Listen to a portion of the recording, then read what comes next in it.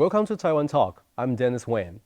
Since taking office, President Donald Trump, changed a lot of policy, especially take very hardline immigration policy and also very hardline, the tariff policy toward China, especially regarding fentanyl issue. So this kind of shift could potentially change American economy and also, in fact, impact on future domestic politics. Today, we are very pleased to have this opportunity to welcome our friend, a former Deputy Attorney General of California, Mr. Wallace McKenzie, to be here joining us for this interesting and also important topic discussion. Welcome, Mr. McKenzie. Thank you very much, Professor. Yes. So our discussion started with the immigration issue.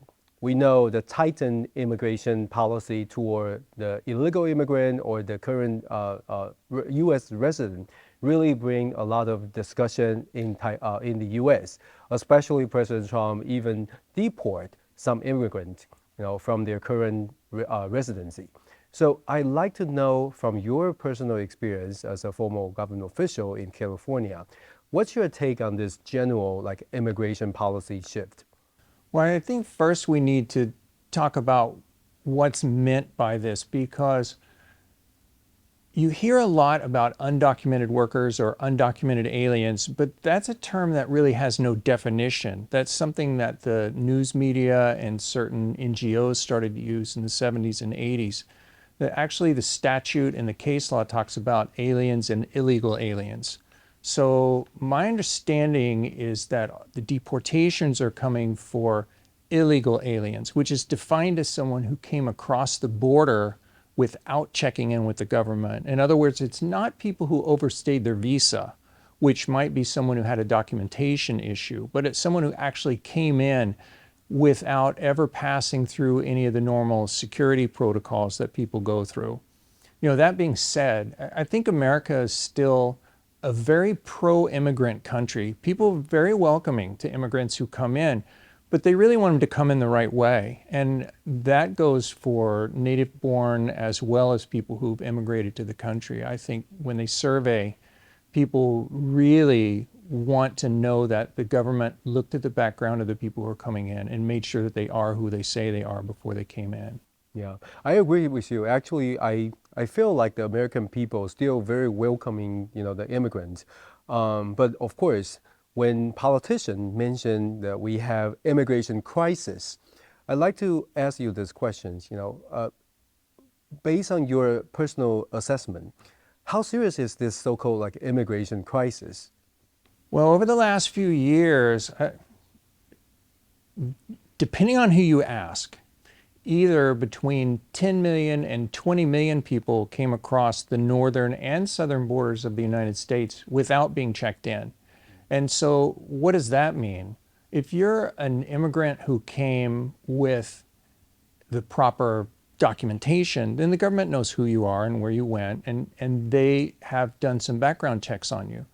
But one of the big concerns is that of all these people, let's even take the smallest number, 10 million people. You have 10 million people who came into the country.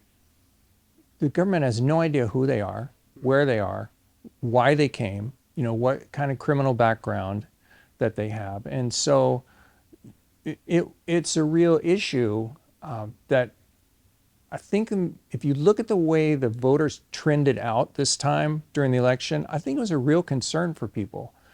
And it's not any particular country, it's just that you need to follow the rules if you're going to come. Every time I go back to the US, I'm struck by the number of people who are in line at the airport waiting to pass through customs. And I always think to myself, here's the people who did it the right way, and they're waiting to come in. But maybe that day there were several hundred people who came across the wrong way, and it's not fair to the people who are coming in the right way as well. Mm-hmm. Well, I'd like to follow up this question because you mentioned a lot of people waiting in line, but we don't know how many people cross the border, without being checking. So when you were in office, the issue was also quite serious. And also, what's the biggest challenges when you were in office, when you deal with, when the office deal with the illegal or immigration issue? Right. So when I was in office, the numbers were substantially lower, and it ebbs and flows. It really depends on who's sitting as president, because the president can control the border patrol and give them particular assignments and say, you either watch or don't watch. And so when I was there, we of course had problems with people coming in. I was working for the state. I did deal with ICE a few times, which is what they were calling the Homeland Security at that time. Yeah. And even ICE, even among themselves, when you would go to their meetings, they would say, well, yeah, we have a lot of people who are coming in and we want to deport them, but we also have a divide in our office, and some people want to follow this rule and some people want to follow that rule. So they were always looking for clarification. And they would say, well, it depends on who you meet with that day, what answer you're going to get as to what's going on. Well, from your profession and also from especially the legal perspective, do you think there's a the loophole or any misconception whenever we deal with the immigration issue, and therefore cause a lot of problem, right? Well, I think the biggest misconception, and sometimes it's purposeful, it depends on people's agenda, is just referring to everyone as an immigrant, right? Well, oh, you're against immigrants because you're deporting people. Well, no, that's not true. If you have someone who committed a crime, particularly a serious crime, and they get deported, that's not the same as somebody who came into the country who has a job or who's looking for a job or maybe a student. They're there and have permission. And so from the government's perspective, we always really just wanted people to follow the rules. And not, if you're there and you're not causing trouble, you look at the history of California with immigration, there have always been illegal immigrants in California for ages, and lots of them. But to the extent that they were working and not causing any particular problems, people didn't pay much attention to them, right? It has some negative impacts, but it wasn't a big issue like it is now. It really became a big issue, I think, because of the numbers of people who came across in the last few years. And in the last few years, the number goes up. Oh, substantially. Yeah. Substantially. Do you think there's a specific reason? The American economy getting better, American dream become larger? No, I think you can rest the blame or the blessing, depending on how you look at it, on the executive branch, because as soon as President Trump came in, he hadn't built a wall yet, but he told the Border Patrol, go down there and tell all those people don't come across. One of the things that we saw was, if you have an executive that thinks that it's a good idea for people to come across undocumented, then they can easily accomplish that by telling the Border Patrol and the other agencies, this is not a priority. We have other priorities. Take it easy. Right, take it easy, right. And you look at the numbers now, it was 10,000 people a day coming across, and now it's a couple hundred. Yeah. And nothing's really happened except the current president has decided that under his administration, they're not going to turn a blind eye to it, and they're going to stop people at the border. And I think the word gets out.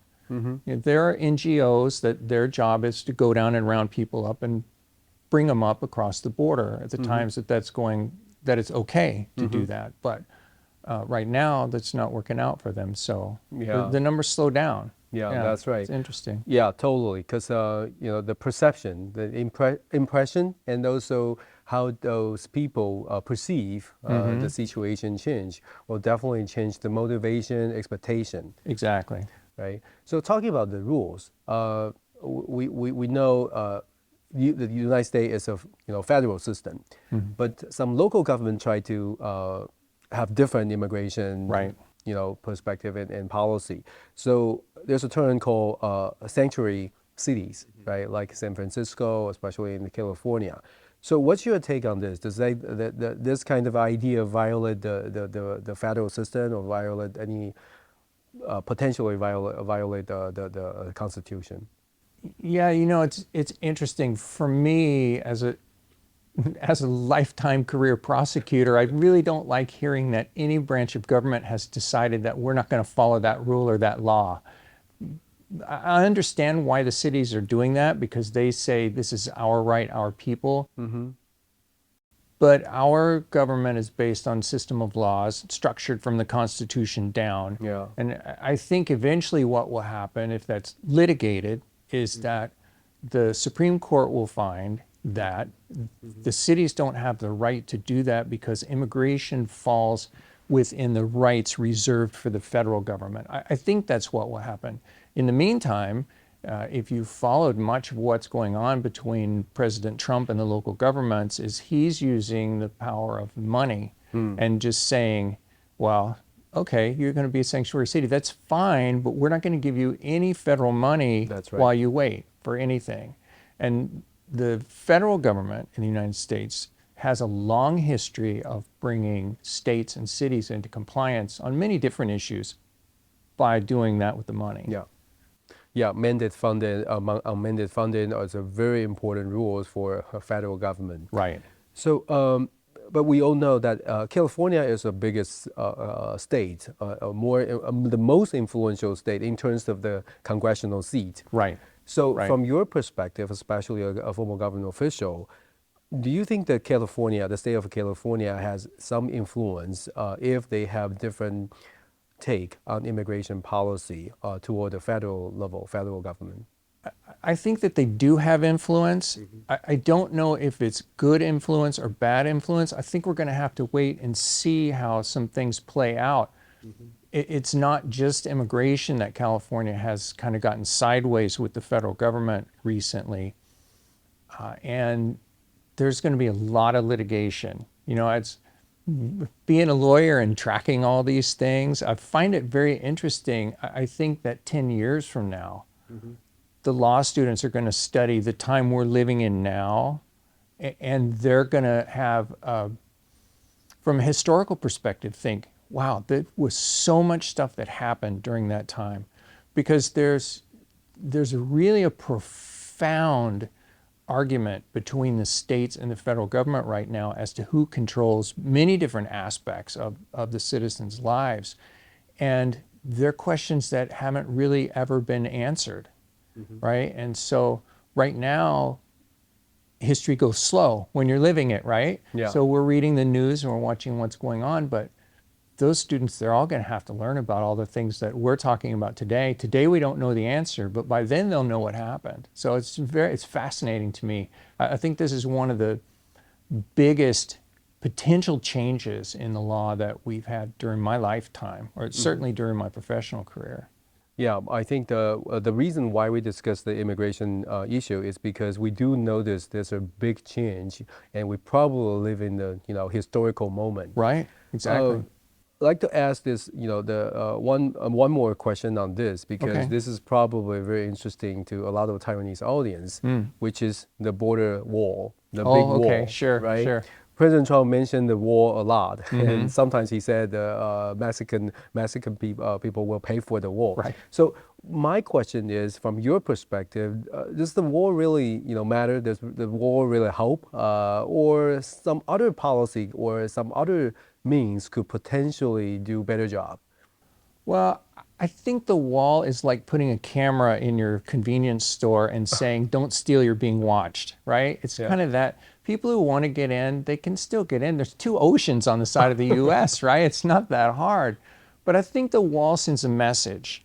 And the message is that we really want you, we, the United States government, really want you to follow the rules when you come in. And if you don't follow the rules, then we're going to make it hard for you and try and get you back out.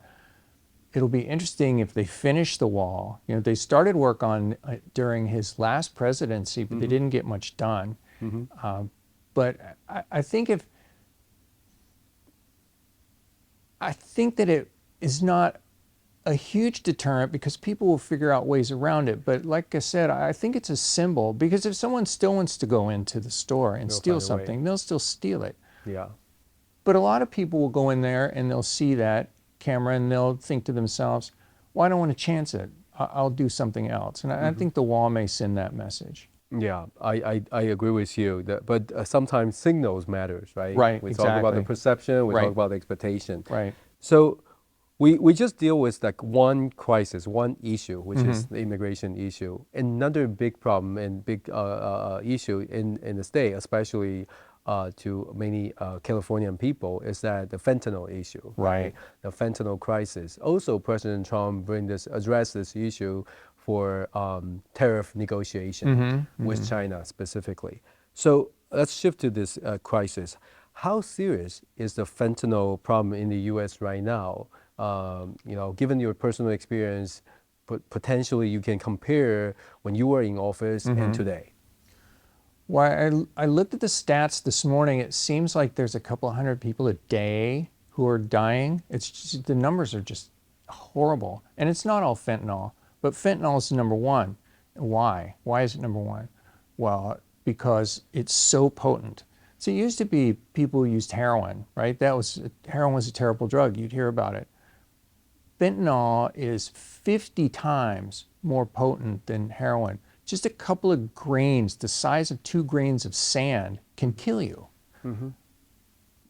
That's important. It makes it easy to overdose on. A lot of people, they become opiate addicted, whether it's for legitimate pain purposes, and then they become addicted and they seek out because the doctor cuts off their medication, or they are addicted for some other reason. But once fentanyl came, it was much more difficult for them to control the dosage, right? It's very easy, and it's apparently very cheap and pretty easy to make. They make it and ship it up to the U.S. and sell unbelievable amounts. You look at how many, and it's really sad. Last time I was in San Francisco, I saw some kid, maybe 21, 22 years old, getting CPR in the park, clearly overdosed, right? It's just, why? I mean, it's just horrible. And you think a couple hundred people a day are dying from that? Unbelievable. Well, actually, I visited California recently, San Francisco, Los Angeles. I do notice there typically, this fentanyl or overdose issue. Right. You can observe yourself when you visit those cities. So we know this is very serious, but as I mentioned, from your previous experience in office, is there any specific time the situation get worse? And can you explain, elaborate, is there any specific reason? Well, I know as far as California is concerned, and I know some people will disagree with me, but from looking at the math, California about 10 years ago passed a law that really decriminalized any use of narcotics or possession of narcotics. That was the same one that changed the rules so that theft of anything under $1,000 wasn't a punishable crime. And the thought behind that was that they didn't want to incarcerate people who were drug addicts because they consider it to be a disease. But the actual result was now you can't force people to go to treatment. And a lot of those people, without the threat of jail hanging over their head, they weren't going to go to any treatment because treatment's hard, right? Yeah. It's much harder for them than just getting high another day, right? Treatment, somebody's going to watch you, you got to follow the rules. And so if you look at when that passed 10 years ago, it's really a geometric progression from the number of people who were overdosing. The graph goes like this, and then when that passes, it goes almost straight up until it reaches the level that we're at today.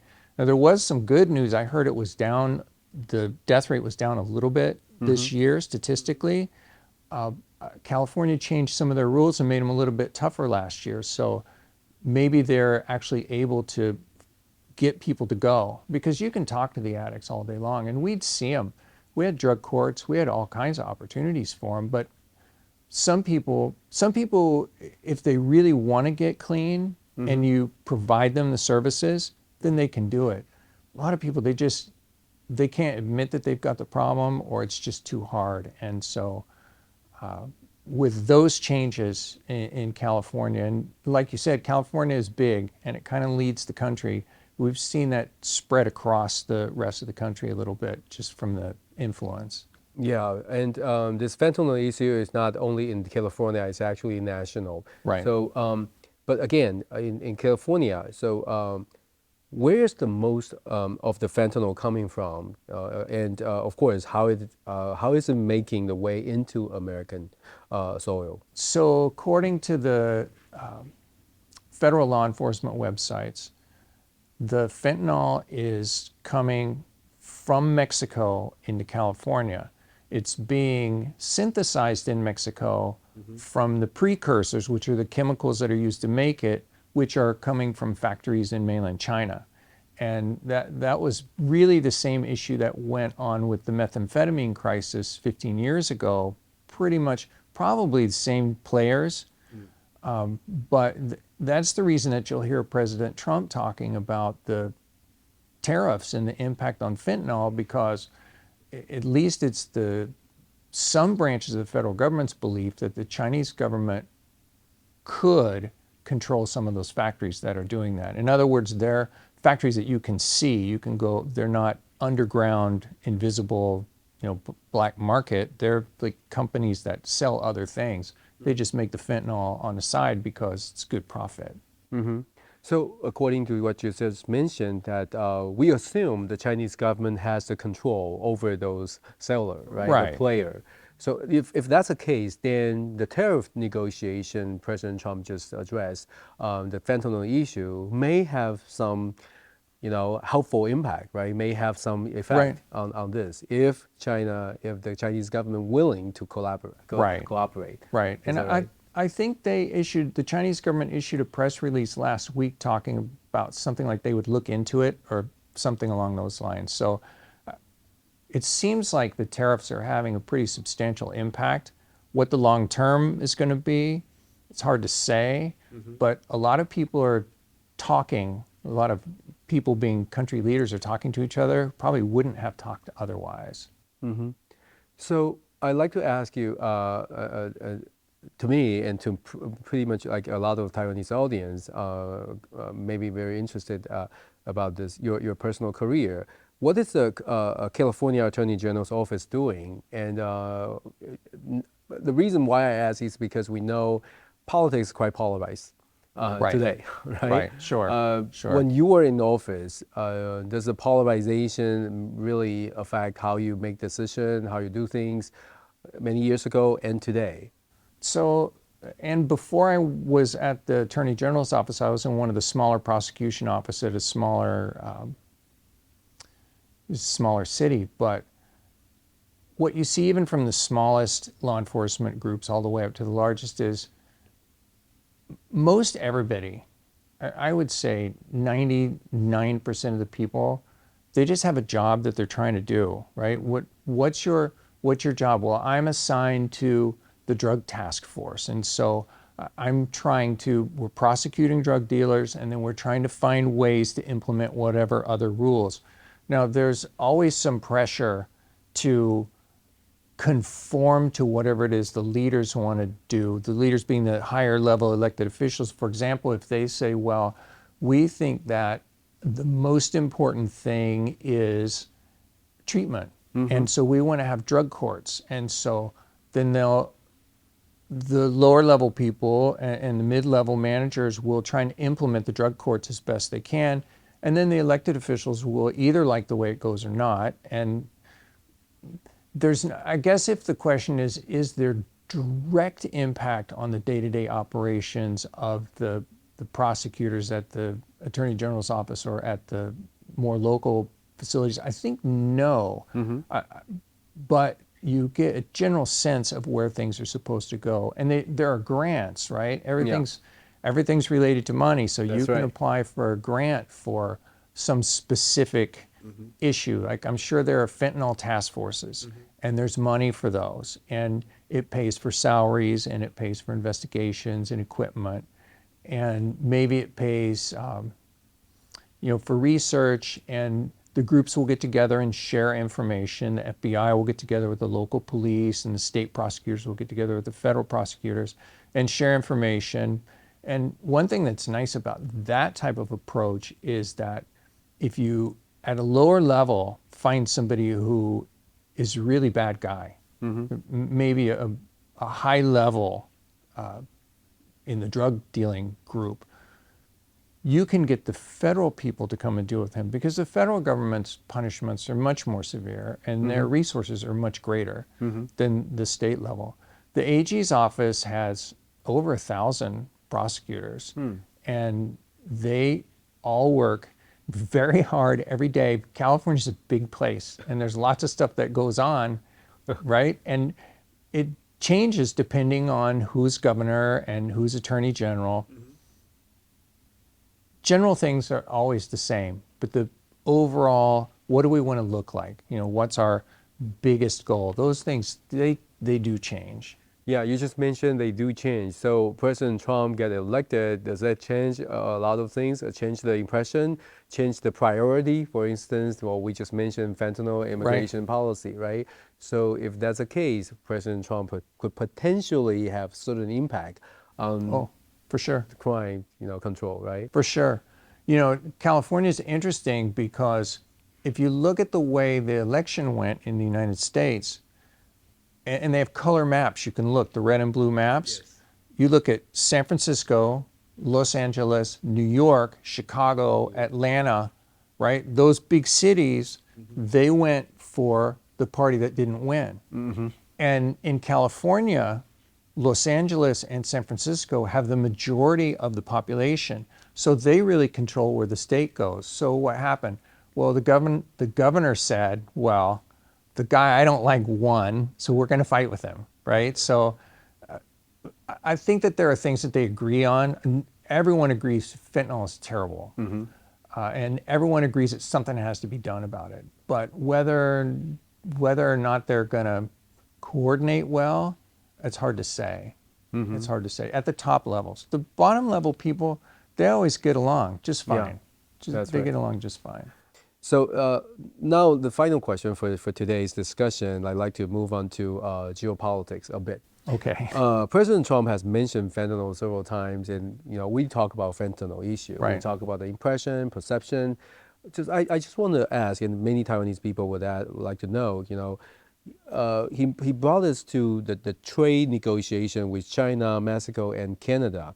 In your view, does this, tying this fentanyl issue to the tariff negotiation, would change anything domestically to American people? Or it just, President Trump is asking something else instead of focusing on resolve the fentanyl issue domestically? I think that there's a real desire to resolve the drug problem. And what the answer is, who really knows? Because I think it was Richard Nixon who started the war on drugs, right? So how many years ago was that? And there's no resolution. But to the extent that you know where it's coming from, and I think I mentioned earlier the methamphetamine, they were actually making it in California, but the law enforcement in California made it so difficult for them to continue to actually make methamphetamine in California, they moved it, and they no longer were able to make it there. And so it had that impact. The fentanyl, I hope that they're able to resolve that, but really at the end of the day, if you've got demand, you've got all those people who want to pay for it, there's so much money, there's always going to be somebody who's willing to risk whatever it is to try and sell that to the people who are addicted, right? And how do you resolve that? That I don't know. But if from the tariffs they can make it more expensive, that'll have an impact because that's all about profit. If the people figure out, well, I can't sell fentanyl because I can no longer get precursors from China, it's too hard to do now, I have to buy them from country X and they're 10 times more and there's no profit, then maybe they won't make it, right? Because they have to be able to make a profit to make it worth their while. Well, it seems to me that our discussion brings us to the conclusion that we still need international collaboration. We still need to work with other countries, right? Definitely. It's not only like we want to do something and people will automatically cooperate, but we have to talk to people and get people on board. Exactly. When you mention the wall, right? You build a wall all the way, say they build a wall all the way across the southern U.S. and all the way across the northern U.S. You still have two oceans on the side where stuff can come in. and you can throw things over the top of the wall or have a drone. So yeah, the U.S., as much as it wants to be isolated from everyone else and think they're going to stop these things from happening, that's not going to stop it. It's, as you said, it's going to be international cooperation that's going to solve these issues. Yeah, we said, well, it takes a whole village to raise the kids. It Right. takes a whole village to deal to resolve the issue Exactly. together, right? Exactly. Well, thank you so much for Of having, course. joining us for the interesting discussion and brought this to Taiwan audience. Thank you, Mr. McKenzie. Thank you, everyone, to watching. This is Taiwan Talk. I'm Dennis Weng. Thank you for watching.